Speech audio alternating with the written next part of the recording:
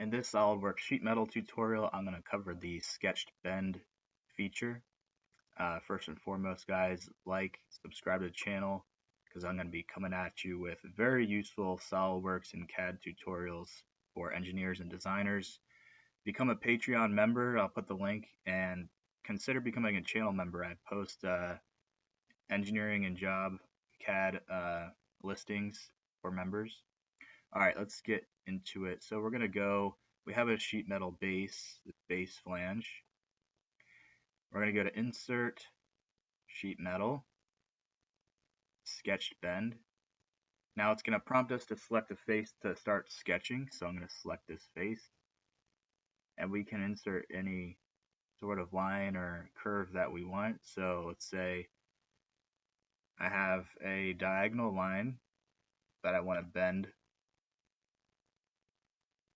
We exit the sketch. It'll ask us to select the face to bend. You can see it gives us a nice preview. Right now it's at 90 degrees. We can flip that if we want. We can use the default radius. We can move the bend line or fold, if you will.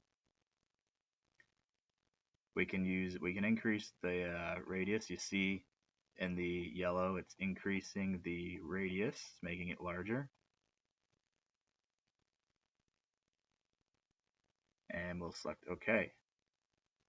You can see it's given us a bend based on our sketch to the sheet metal part. Thanks for watching. I'll keep you coming with more content for SolidWorks and other tutorials. See you next time.